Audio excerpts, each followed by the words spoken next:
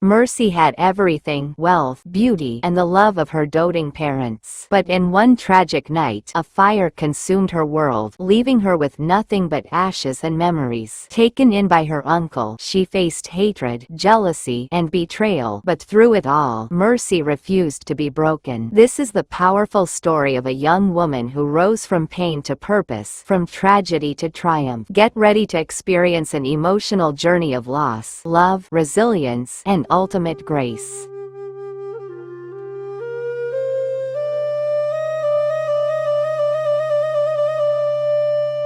Mercy was the kind of girl everyone in town admired. With her caramel skin, radiant smile, and graceful walk, she was a sight to behold. Her parents, Chief and Mrs. Okoro, were among the wealthiest in their city. As their only child, Mercy was the apple of their eyes. They spared no expense in giving her the best life could offer.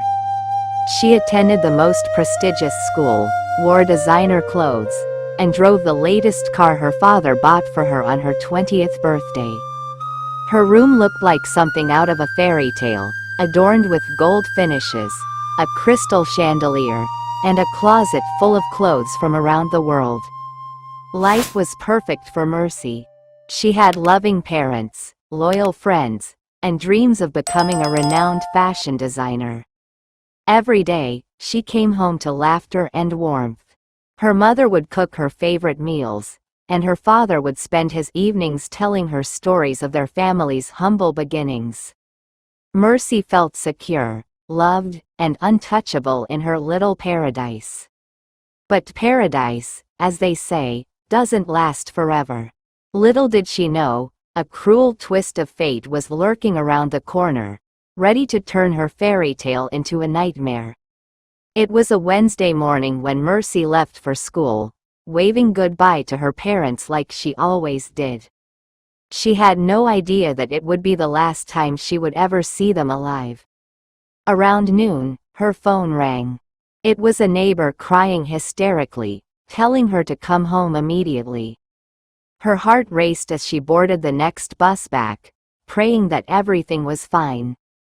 But as she approached their estate, black smoke filled the sky, and flames engulfed what used to be her home. Fire trucks and people stood helplessly as the fire raged on.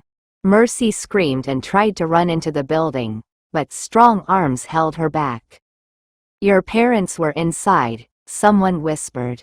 The news shattered her. In a matter of hours, everything was gone. The fire didn't just claim her parents' lives. It reduced all their properties, documents, and memories to ashes.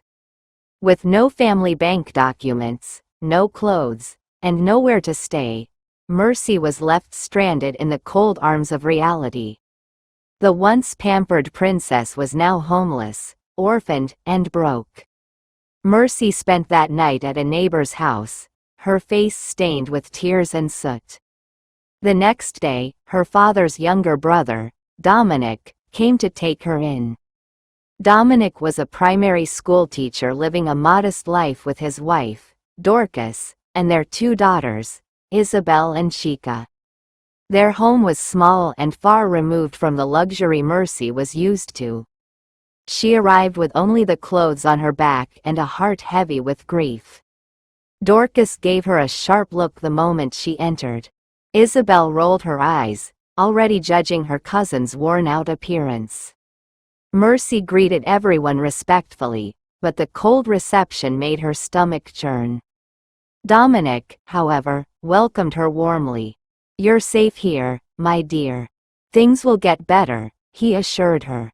Mercy tried to believe him, even though she knew deep down that her life had just taken a permanent detour.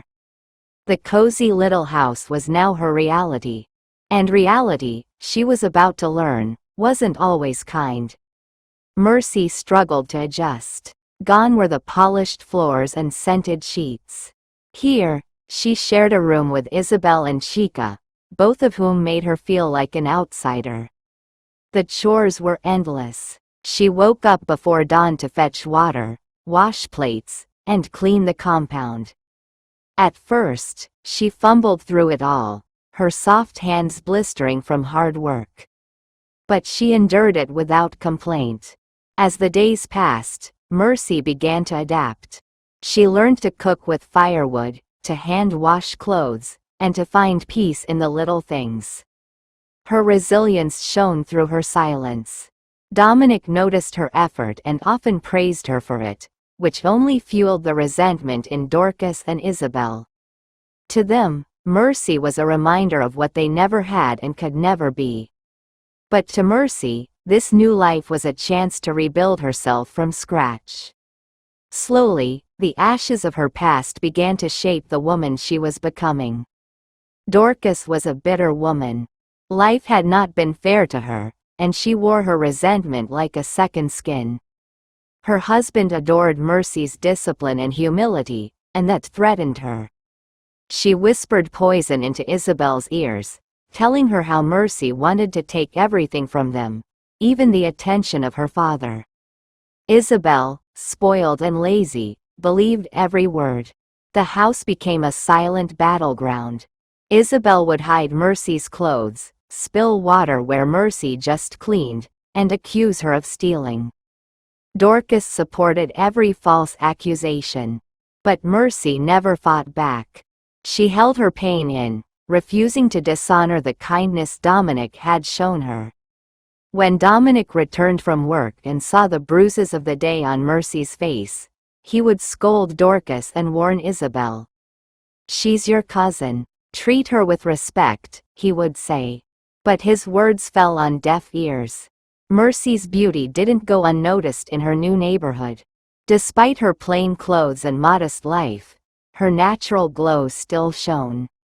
Suitors from nearby towns began visiting Dominic's home, asking about the quiet, respectful girl who helped out at church and always greeted people with a smile.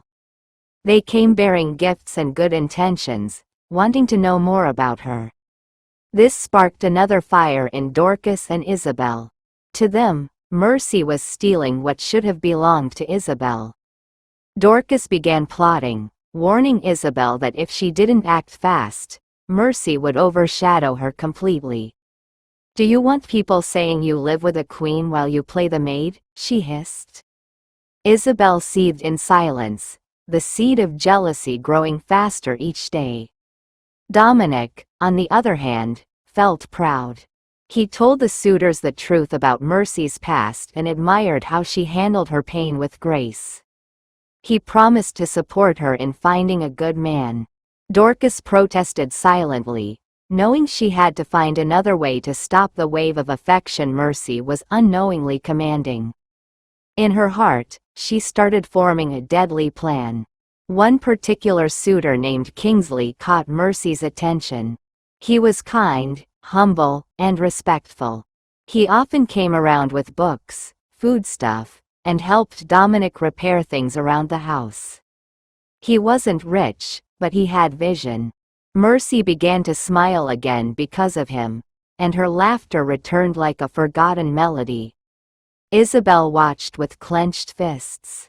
Dorcas fumed. She invited Kingsley for a private talk, pretending to approve of him. But during the conversation, she subtly praised Isabel, describing her as the real daughter of the house, more educated, more presentable. "Mercy is still grieving, and a bit distracted," she added slyly. Kingsley was confused, but he smiled and left without making promises. When Mercy found out what Dorcas had done, she wept quietly. She didn't argue. She simply told Kingsley she understood if he was no longer interested. But Kingsley, seeing her tears, realized the manipulation and boldly declared his intentions to Dominic.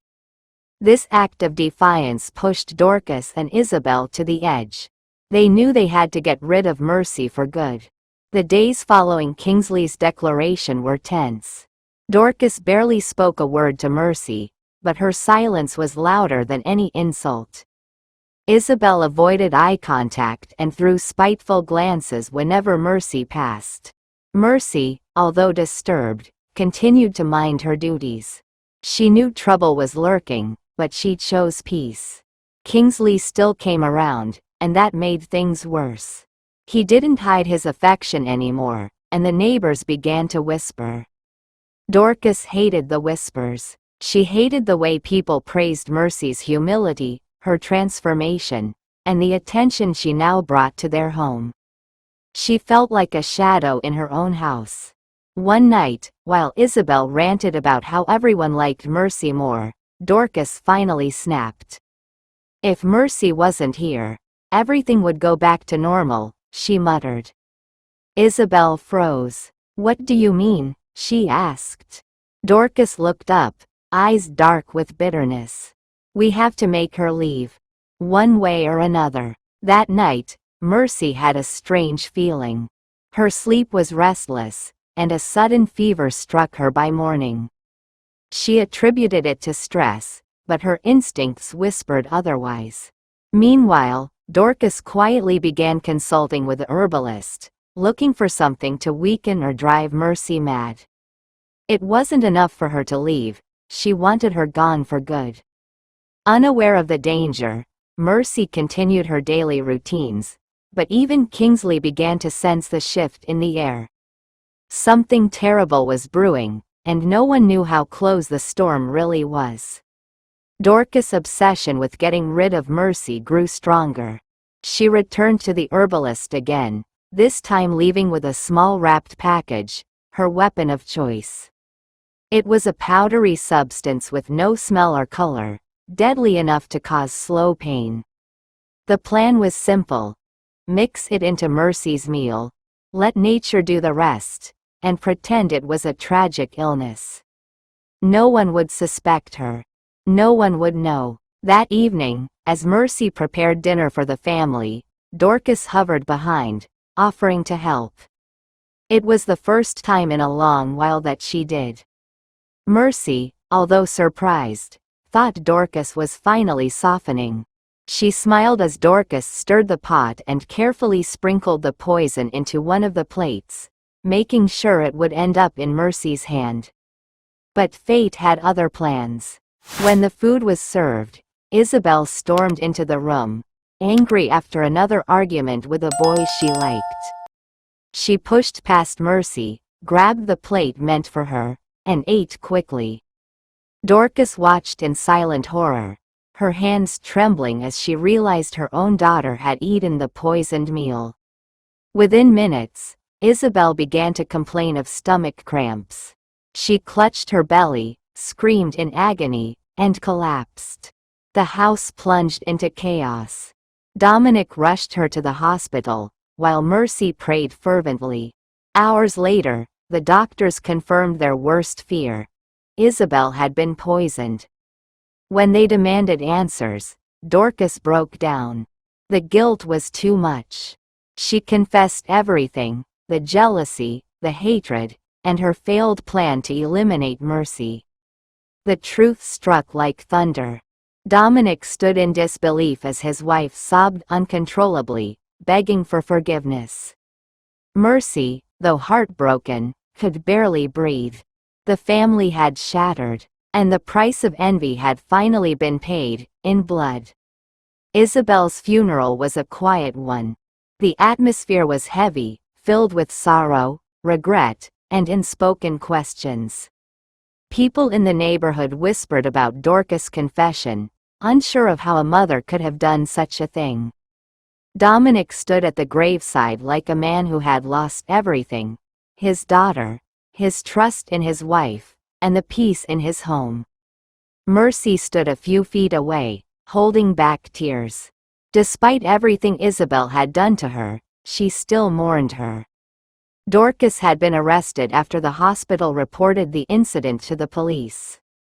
Dominic refused to intervene. He was broken, torn between his duty as a husband and his rage as a father. Mercy was the only one left to keep the house together. She cleaned, cooked, and looked after Chica, who cried every night asking why her sister was gone and her mother taken away. One evening, Dominic called Mercy to sit with him on the veranda. His eyes were sunken, his shoulders slouched. "I don't know how to thank you, Mercy," he said, his voice low. "You've suffered too much in this house, and yet you remain." Mercy shook her head gently. "You gave me shelter when I had nowhere to go. That alone means everything to me." Dominic nodded slowly, tears filling his eyes. "Whatever future you want, I will support it. You deserve to live your life, not survive it." That night, Mercy wrote in her journal for the first time since her parents' death. She wrote not of pain, but of hope. Her scars were deep, but she had survived. Now, it was time to rise. With Dorcas gone and the house quieter than ever, Mercy began to focus on rebuilding herself. She took up small tailoring jobs around the neighborhood, using the little money she had saved from odd errands and Kingsley's occasional support. Her passion for fashion design began to bloom again. She worked with scraps, creating stylish outfits from nothing. Soon, people started noticing her designs. Dominic, true to his word, supported her every step of the way.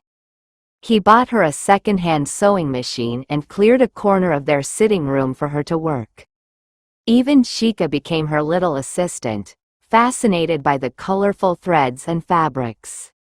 Mercy smiled more often now. For the first time in a long time, she felt in control of her life again. Kingsley remained a steady presence in Mercy's life. Despite all the drama that had unfolded, he never turned his back on her.